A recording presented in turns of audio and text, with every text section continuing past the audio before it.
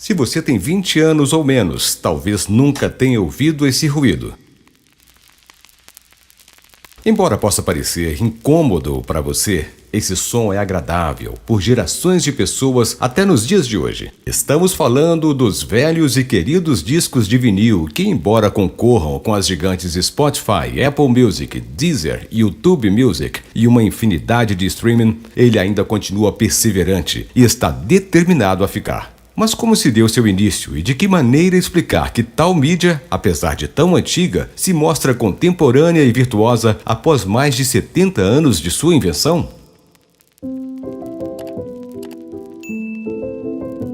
No dia 8 de novembro de 1888, o alemão Emil Berliner obteve a patente do gramofone. A criação foi realizada nos Estados Unidos, para onde Berliner havia imigrado. O mundo já conhecia o sistema de gravações de sons em cilindros fonográficos criado por Thomas Edison entre 1877, quando surgiu, e 1894, quando começou a ter a concorrência do gramofone. No entanto, em 1929, a produção dos cilindros fonográficos foi suspensa, salvo algumas empresas saudosistas que ainda os produziam como relíquias. Mas a grande novidade foi trazida pelo gramofone, que acabou se consagrando e oferecendo a base para a indústria fonográfica. Entendamos que o disco de vinil, como conhecemos, advém, ou seja, é a evolução do disco de goma laca, também criado por Emil Berliner junto ao gramofone. Um disco goma laca usava em sua estrutura resina e cera que, ao passar pelo processo de prensagem, formava um disco rígido, vítreo e extremamente frágil, onde qualquer queda poderia resultar em vários cacos para todos os lados. Esse formato era através de 78 rotações, gravações de 10 polegadas com duração de 2 a 3 minutos para cada lado e apresentavam diversas desvantagens em relação ao seu sucessor.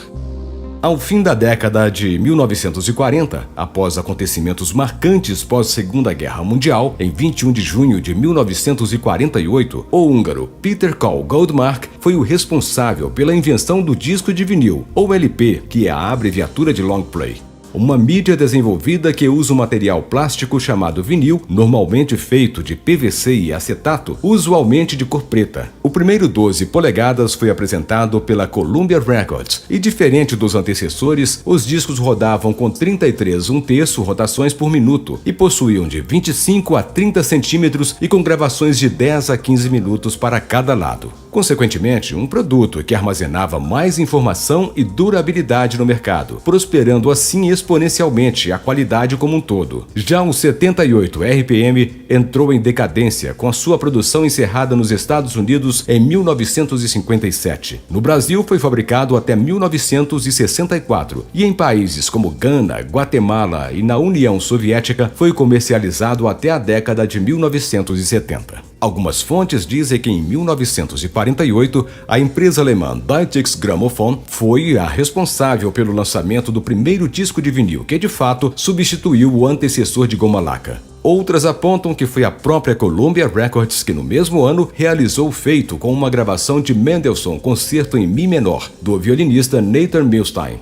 Como você pode imaginar, demorou um tempo até que a invenção que surgiu na Alemanha chegasse ao Brasil. Já por aqui foi em janeiro de 1951 e no mesmo ano lançado comercialmente pela gravadora Sinter, através do selo Capitol, o primeiro LP nacional em 10 polegadas e recebeu um nome bem brasileiro. Era Carnaval, uma coletânea de marchinhas para o carnaval daquele ano, contendo canções interpretadas por Heleninha Costa, Geraldo Pereira, Os Cariocas, Oscarito e outros artistas da época. Importante dizer que a primeira música gravada no Brasil foi bem antes do vinil, em 1902. Isto é Bom, música do compositor Xisto Bahia, interpretada por Baiano, gravação em 78 RPM, gravado na Casa Edison, Rio de Janeiro. Foi também o primeiro disco dupla face gravado no mundo. O vinil é um disco de plástico muito delicado e qualquer arranhão pode tornar-se uma falha a comprometer a qualidade sonora. Os discos precisam constantemente serem limpos e estarem sempre livres de poeira, guardados na posição vertical e dentro de sua capa e envelope de proteção, conhecidas vulgarmente como capa de dentro e de fora.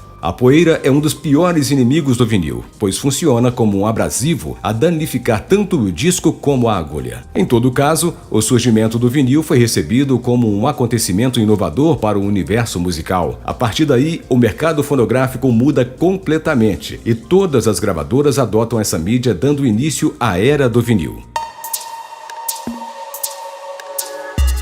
A era do vinil foi a era de ouro para as gravadoras e artistas. Como era muito difícil piratear um LP, quase não havia falsificação. E assim, artistas não precisavam fazer shows porque viviam das vendas de seus LPs. E as gravadoras faturavam fortunas vendendo discos e nos obrigando a comprar os originais. O vinil teve seu auge nos anos 50 até o final da década de 1980, sendo consumido rapidamente pelos lares, rádios, TVs, cinemas e lojas especializadas em revenda, impulsionando o mercado de produção de radiolas, vitrolas e mobílias decorativas com toca-discos, tornando-se artigos de luxo e indispensáveis em todas as casas da época. Inicialmente, os discos eram muito caros, mas não demorou para difundirem para todas as classes. Dois pontos relevantes a se considerarem foram orquestras que se apresentavam nos palcos junto aos artistas e grande representatividade nos anos 70 era disco, onde DJs começam a tocar e mixar os discos em discotecas, popularizando ainda mais aquela mídia que embalava as noites para jovens de todas as classes sociais.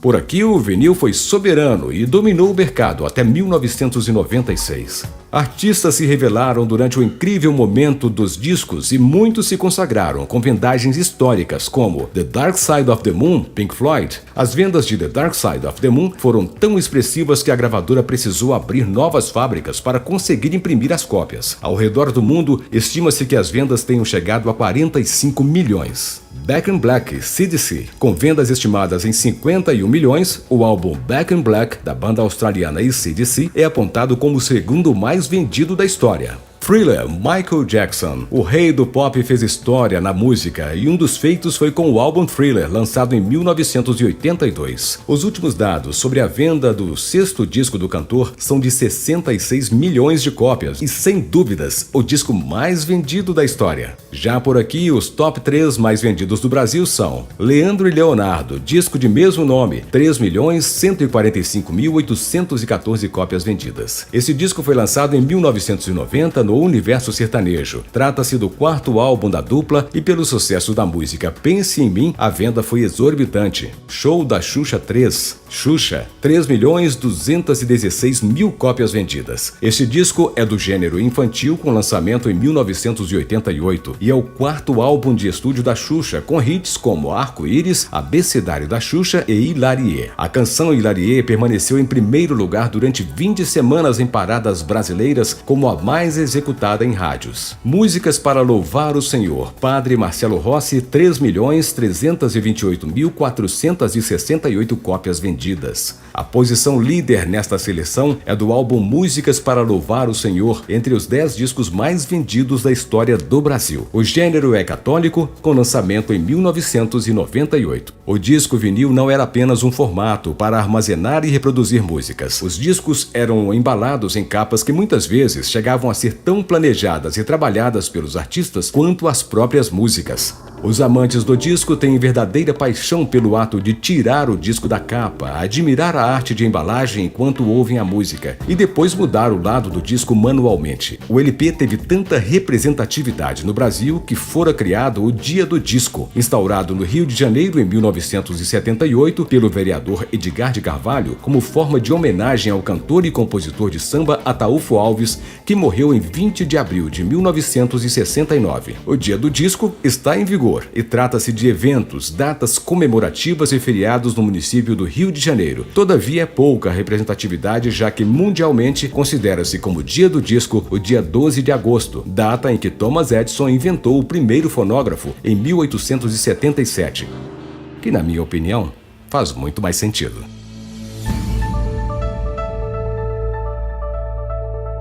Até aquele momento, nada ameaçava os LPs. Contudo, em 1979, Kisa Mink, um holandês que trabalhava na Philips, e o japonês Toshitada Toei, pertencente à Sony, trabalharam em consórcio cujo projeto final se deu conhecido como Compact Disc, popularmente conhecido no Brasil como Disco Laser na época. No ano posterior, em 1980, as duas empresas apresentaram a nova tecnologia na Feira Tecnológica no Japão, em dezembro daquele ano, mas tal aceitação não sobreveio. A fábrica Toshiba apresentou um formato parecido com o CD de nome PCM, uma espécie de CD com dimensões do LP, muito parecido com o Laserdisc, criado mais tarde, mas tal tecnologia não permaneceu. Somente em 1981, o Compact Disc começou a ser conhecido após o maestro austríaco Herbert von Karajan promover o festival em Salzburg para divulgar essa mídia. A partir daí, o CD começaria a ser conhecido pelas pessoas de forma global. O formato foi originalmente desenvolvido com o propósito de armazenar e tocar apenas músicas. O diâmetro de um CD tradicional é de 120 mm,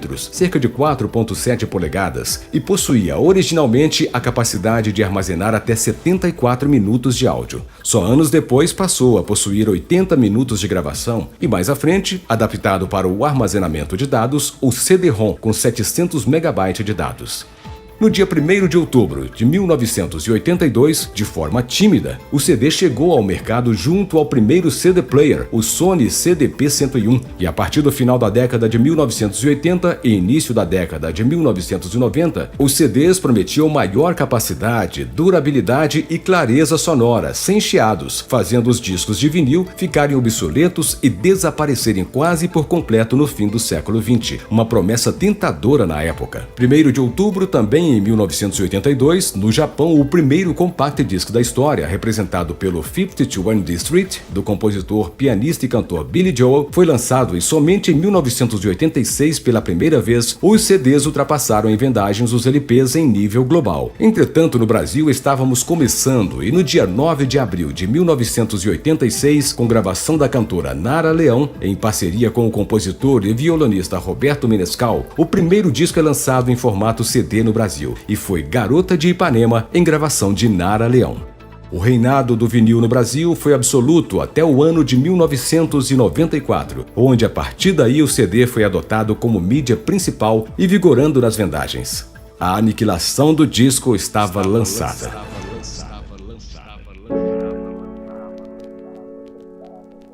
Você pode até não acreditar, mas tornou-se comum pessoas jogarem fora como coleções inteiras de discos, toca-discos e aparelhos de som, acreditando serem lixos, obsoletos e velhos. Ainda que muitos resistissem em abandonar seus LPs para aderirem aos CDs, a mudança parecia inevitável. CDs são menores, mais leves, suportam um número consideravelmente maior de música, têm qualidade sonora e são portáteis. A verdade, porém, é que o CD revolucionou a indústria fonográfica e até mesmo os mais apaixonados pelo vinil enfrentaram dificuldades para resistir aos novos tempos. O sucesso foi tamanho que em poucos anos após o lançamento do CD em sua versão final, a Sony apresentou ao mercado o famoso Discman, um toca-discos portátil feito exclusivamente para CDs e que substituiria o Walkman para o toca-fitas. Os CDs começaram a ser parte tão comum da vida das pessoas que logo as fabricantes de som automotivo lançaram modelos que permitiam que os CDs fossem tocados nos carros. Esse breve resgate de como as coisas evoluíram rapidamente nos ajuda a entender por que a mudança apresentada pelo CD parecia ser um caminho sem volta.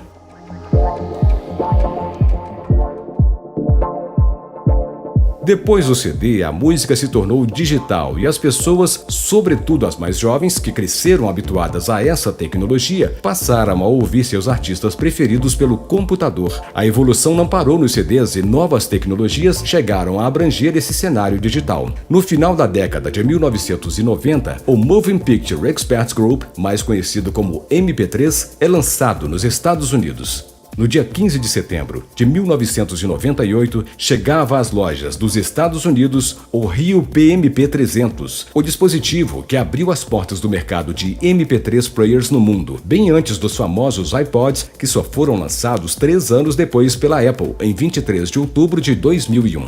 Na época, o tocador desenvolvido pela empresa Diamond Multimedia chamava a atenção pelo tamanho e seu preço acessível e por trazer a proposta de ouvir arquivos de música sem ser em um computador ou por meio de um CD em um Discman.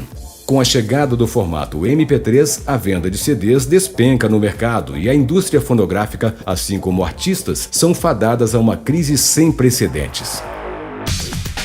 Já em 1999, Sean Feeney, de 19 anos, cria o Napster, com Sean Parker, cofundador, de 20 anos, um programa de compartilhamento de arquivos MP3 gratuito que agravaria ainda mais a crise fonográfica. Patenteada em 2001, o Napster, já com 26 milhões de usuários, estabelece o caos na cultura pop pelo binômio Napster MP3 e acaba de gerar um inestimável tesouro aos apreciadores de músicas sem pagarem por elas. Foi uma época onde gigantes como a Universal Music, Sony Music, Warner Music e EMI sofreram profundamente com tamanha pirataria, sendo que o Brasil é o terceiro maior consumidor de pirataria no mundo, ficando atrás somente da Rússia e Estados Unidos. Nessa época, muitos processos foram julgados e o Napster perdeu a maioria deles, dando fim à empresa, mas tal fim não significava a morte do compartilhamento de músicas. Programas como LimeWire, de 2000 a 2010, Kazaa, de 2001 a 2006, Emule, de 2002, ainda mantido até hoje por fãs do programa, e o Soulsec, de 2002, que ainda está em funcionamento, sem contar as várias comunidades de músicas do antigo Orkut, como a discografia do Orkut, de 2005 a 2009, além de aplicativos Storage, The Pirate Bay, de 2003, que constantemente muda de domínio, tentando burlar a perseguição, que são oferecidos na rede para compartilhamento não apenas de músicas, mas filmes, séries, imagens e softwares. Não podemos deixar de fora que grandes sites de pirataria também foram coparticipantes durante essa época. Megaupload fez muito sucesso até seu fechamento pela polícia em 19 de janeiro de 2012. Mininova, fechado em 2009, e RapidShare, 2015, também tiveram o mesmo fim do Megaupload. Quando lançado no final dos anos 80, o CD era vendido numa embalagem especial, parecia uma caixa de joias e não era barato. Com o boom de vendas, na década seguinte, ele passou a ser comercializado até em lojas de departamentos ao preço de caixas de leite. Foram removidos seus lindos encartes, onde apreciadores folheavam enquanto se escutava o CD, diminuindo ainda mais a experiência e empobrecendo o produto. Até as serigrafias e pinturas nas superfícies foram trocadas por borrões de tintas. O que era nobre virou algo banal, sem uma aura de glamour convidativa e se tornando um produto de desalinho agravado ainda mais pelos arquivos MP3, gravadores de CDs e compartilhamentos na rede. E nessa época, em que situação estava o LP? Apesar de decretada sua quase morte, os discos de vinil, de forma reduzida, ainda pairavam por todo o mundo. Até o momento, não se ouvia dizer que algum cantor ou banda tivesse prensado algum novo LP ou regravado, mas ainda assim grandes feiras de colecionadores, sebos e amantes do velho vinil movimentavam um mercado tímido, mas ainda significativo. O disco, ainda achacoso pelo CD, MP3 e compartilhamentos, enfrentaria programas específicos adaptados inclusive para os celulares modernos. Em 30 de março de 2006, sai um certo serviço de nome Groove Shark, que compartilhava músicas de formato diferente. Nele você não baixa a música para seu computador, mas sim paga um pequeno preço para ouvi-las. Essa é a premissa do streaming, que quer dizer transmissão. O serviço depende da conexão com o aplicativo e você não é dono do arquivo de música. O Groove Shark não foi o primeiro, mas um dos mais populares dessa época e durou até 2015, depois de um acordo com as gravadoras. O primeiro streaming legalizado do mundo foi o próprio Napster, após se adequar às legislações do final de 2001, mas as pessoas não se sujeitaram a pagar para usá-lo. O serviço de streaming demorou um pouco até se estabilizar, pois ainda passava por processo de evolução da conexão de internet e evolução dos celulares. O mercado de CDs acabou no Brasil. Não literalmente, porém quase totalmente. A Sony Music parou de produzir os CDs aqui. Universal e o Warner continuam, porém com cada vez menos lançamentos. E em relação ao mercado de CDs, o que se percebe é a decisão estratégica de empresas como Sony Music, Universal Music e Warner Music de não mais investir no formato, abrindo mão de lançar novos discos no país e reduzindo cada vez mais seus catálogos físicos, focando os esforços nos formatos streaming. Os serviços digitais de streaming tendem-se a se popularizarem ainda mais. Gigantes como Spotify de 2008, Apple Music de 2015, Deezer de 2007, Amazon Music de 2008, Tidal de 2014 e YouTube Music de 2015 dominam o mercado, segundo dados oficiais. A IFPI, instituição que emite anualmente o relatório sobre o mercado musical mundial, diz que essas plataformas já somam mais de 70%. Acredita-se que atualmente bandas como Deep Purple têm tiragem de menos de 500 cópias em CD. Diferentemente disso, o novo álbum de Ozzy Osbourne não saiu em nenhuma mídia física. Ou seja, isso não se dá porque eles não querem que o disco chegue até os consumidores. Muito pelo contrário. Trata-se de uma decisão organizacional totalmente sensata e compreensível. Afinal, ninguém quer uma tiragem enorme com 2.000 CDs encalhados no estoque, certo? O Brasil é atualmente o 10º maior mercado musical do planeta, atrás de Estados Unidos, Japão, Inglaterra, Alemanha, França, Coreia do Sul, China, Austrália e Canadá. Somos um destino atraente para artistas dos mais diversos estilos, que encontram ótima receptividade do público brasileiro. Somos um mercado atraente, mas o público que lota shows e enche estádios não consome a música necessariamente através da mídia física. E isso é um fato. Fadado ao esquecimento, o disco recuperou seu prestígio nos últimos anos, acompanhando a dinâmica e o crescimento da onda vintage. De acordo com a RIAA, Record Industry Association of America, no primeiro semestre de 2020, a venda de LPs superou a de CDs pela primeira vez desde 1986, representando 62% da mídia musical física comercializada em território americano. O vinil está se destacando cada vez mais em todo o mundo. De acordo com o The Wall Street Journal, ao todo 9,2 milhões de LPs foram vendidos no ano de 2014, um crescimento de 53% em relação a 2013. No total, a pesquisa de Nielsen SoundScan aponta que as compras dos discos nos Estados Unidos representam 6% de todo o consumo de música no país. Entre os artistas que mais venderam disco de vinil estão Arctic Monkeys, Lorde, Lana Del Rey, Lady Gaga, entre outras bandas que atraem um público mais jovem no país e no restante do mundo. Em 2017, os discos de vinil mais vendidos vieram de relançamentos de clássicos como The Beatles, Pink Floyd e outros. Grandes nomes da atualidade como Ed Sheeran e trilhas sonoras como Guardiões das Galáxias e La La Land também foram expressivos. O LP tem suas desvantagens. A principal delas é que você não pode levar consigo. Não é prático. E hoje em dia temos muitas outras opções de mídias digitais que satisfazem essa necessidade. Felizmente, o disco de vinil sempre teve grande aprovação por proporcionar uma interação maior com a música. Algumas pessoas gostam da experiência de colocar um vinil em seu toca-discos, posicionar a agulha e apreciar com calma as melodias. O disco de vinil você pode segurar em suas mãos, olhar a capa, normalmente com uma arte impecável, e ler as letras das músicas. Diferente dos CDs e streaming, que tem uma limitação de frequências de 20 Hz a 20 kHz, os discos de vinil não têm tal limitação. Dessa maneira, se o toca-discos estiver ligado a um bom sistema de áudio, é possível ouvir sons que foram cortados dos CDs. Os graves, baixas frequências, contidos nos discos de vinil, são mais profundos e cheios, o que aumenta muito a percepção de especialidade. Em alguns casos, até a ambiência do estúdio é capaz de ser percebida. Todavia, isso é perceptível para ouvidos bem treinados.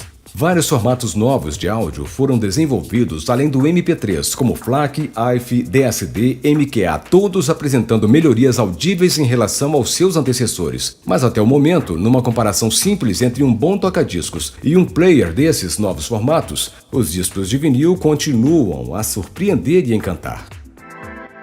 Na segunda metade de 2008, os proprietários da gravadora Polisson, informados do volumoso crescimento na venda de vinis nos Estados Unidos e na Europa, depararam-se com a possibilidade de adquirir o maquinário da antiga fábrica e reativá-la. Em setembro do mesmo ano, começaram as diligências e os estudos que resultaram na aquisição oficial em abril de 2009. No final de novembro de 2009, depois de meses de restauração, a fábrica finalmente fica pronta, sendo feitos os primeiros testes com os LPs produzidos. A fábrica tem capacidade para produzir 28.000 LPs e 14.000 compactos por mês, e estabeleceu-se como única fábrica de vinis de toda a América Latina, condição que se mantinha até o final do terceiro trimestre de 2017, quando a fábrica Vinil Brasil foi inaugurada. Naquele mesmo setembro, em 2017, a fábrica Vinil Brasil começava sua jornada na produção de LPs e compactos, após adquirirem as antigas prensas da gravadora Continental, uma das mais importantes do país entre as décadas de 1940 e 1970, em um ferro velho na cidade de São Paulo. Até o momento da gravação desse vídeo, levantamos 126 fábricas atuando na produção de discos de vinil no mundo. A GZ Media é a maior fabricante de discos de vinil no mundo, localizada na República Tcheca e atua desde 1951, e que prensa discos que vão desde as superstars até bandas independentes. A fábrica opera também na América do Norte. A GZ Media, além do vinil, produz CDs, DVDs e embalagens, mas o LP é o responsável por cerca de 65% da receita do grupo e emprega 1.800 pessoas. Apesar da popularidade, do acesso instantâneo à mídia digital e sites de streaming fáceis de usar como o iTunes da Apple e Spotify, Michal Sterba, executivo-chefe da empresa, disse a Reuters durante um tour pela fábrica que 2020 foi um ano recorde, embora as vendas da empresa tenham caído no começo do bloqueio por motivos de segurança sanitária causado pela Covid-19. Contudo, no início do ano passado, a demanda disparou no segundo semestre. Com a considerável venda de discos em todo o mundo, a indústria de vitrolas e toca-discos não ficaria de fora. Em 2014, a Pioneer DJ lança o toca-discos Pioneer PLX-1000 e PLX-500. Audio-Técnica, Ion, Bronco, Newmark também produzem seus respectivos toca-discos e vitrolas. Até a Panasonic Corporation, detentora da marca Technics, que fabricou os famosos toca-discos SL1200 MK2 e 1210 MK2, encerradas em 2010, anunciava lançamentos da empresa com o toca-discos Technics SL 1200 GAE Limited Edition em 2016, além de outros modelos como o SL 1200 MK7 em duas cores e a 1200 MK7 BC1 para o ano de 2019. Existem no mercado vários modelos de toca-discos, dos profissionais até mesmo aquelas que são portáteis e que se fecham como uma maleta para que sejam transportadas de um lado a outro. Segundo a Amazon, o site vendeu pelo menos um toca-discos por minuto no período de fim de ano em 2020. Foram mais toca-discos vendidos que qualquer outro aparelho caseiro de áudio já vendido no período de Natal e Ano Novo. Esse crescimento exponencial do interesse por toca-discos mostra não apenas o crescimento do mercado de vinis na indústria musical. Ao contrário do que aparenta, a música analógica está longe de morrer, apesar do crescimento de plataformas de streaming. Para chegar a isso, manter o preço baixo foi crucial. O aparelho mais vendido, o Jensen JTA-230, uma radiola com 3 velocidades de canais e alto-falantes, baixou de $80 para $49, uma queda de 39%, isso no mercado exterior. Já por aqui, no entanto, o toca-discos não é um aparelho tão barato. Um dos modelos mais vendidos no mercado, o CTX Classic, não custa menos que R$ 1.189,15, em valores corrigidos para o ano de 2021. As empresas de tecnologia também buscavam escrutinar soluções para os DJs, pois com a quase aniquilação dos LPs e posteriormente volta deles, ficou-se um hiato de anos. A grande maioria foi levando a se adaptarem para outras mídias, como CDJs e controladoras que desempenham um ótimo papel. Todavia, existia uma parcela de DJs que não se adaptavam bem a esses formatos, principalmente os DJs de combates, conhecidos como DJs de alta performance ou turntable. No dia 29 de agosto de 2005, as empresas Stanton Magnetics, em parceria com a Native Instruments, criam o Final Scratch 1.1, uma interface de áudio para DJs que mudaria o cenário dos tradicionais discos para a discotecagem. Esse sistema funciona partindo da ideia de controlar o áudio digital usando vinil. Esses discos contêm um sinal de áudio contínuo, composto de uma única frequência de sinal em 1 kHz ou 2 kHz. O sinal é analógico e, para ser transmitido ao computador, é preciso ter uma placa de áudio. As principais marcas têm suas próprias interfaces, que geralmente vêm acompanhadas do software, mas você pode optar por opções de outras marcas. Obviamente, estamos falando de um simulador que se aproxima absurdamente na experiência da manipulação e tato que só os vinis conseguem, o que não tem a ver com a qualidade de áudio, salvo que estamos falando de arquivos digitais. Em suma, o DJ pode tocar milhares de músicas em seu toca-discos usando apenas um par de vinil e sem se preocupar em transportar centenas de discos para suas festas. Após anos de evolução, empresas se especializaram em simuladores de vinil como o Serato DJ Pro, Record Box da Pioneer DJ, Tractor DJ, pertencente a Native Instruments, e Virtual DJ, que são os principais nomes do mercado atual. Esse mercado chamou muito a atenção dos DJs, abrindo uma dimensão de fabricantes que confeccionam discos de diversos modelos, cores, tamanhos, edições limitadas e especiais com personalidades da música e até formatos nada convencionais. Embora tenha sido ofuscado e esquecido por um bom tempo, o disco está muito presente e ainda com força renovada. Mas não podemos romantizar que ele será como antes, claro que não. O consumo do disco sofreu e se adaptou com a chegada de novas tecnologias. Obviamente, ele teve um final, sem sombra de dúvidas, melhor que o CD. Ainda que o disco de vinil mantenha seu sucesso nos dias de hoje, é de se esperar que os mais caros de todos os tempos sejam obras clássicas ou raras, certo? Para matar sua curiosidade, supondo que você tenha se interessado em saber, preparamos a lista dos 5 vinis estrangeiros mais caros do mundo. Vamos a eles. Primeiro, Once Upon a Time in Shaolin, de Wu-Tang Clan, $2 milhões. Segundo, The Beatles, White Album, dos Beatles, $790 mil. Terceiro, My Happiness, de Elvis Presley, $300 mil. Quarto, Sgt. Pepper's Lonely Hearts Club Band, dos Beatles, $290 mil. Quinto, Double Fantasy, de John Lennon e Yoko Ono, $150 mil. Já no Brasil, o disco mais caro é o de Lula Cortez e Zé Ramalho, Paê Biru, de R$10 mil. Raul Seixas, Let Me Sing My Rock and Roll, de R$2.500 a R$6 mil. Roberto Carlos, Louco por Você, de R$1.000 a R$3 mil, seguidos de uma lista interminável. Porém, não se anime em procurar esses exemplares na internet, pois duvido muito você encontrá-los por aí.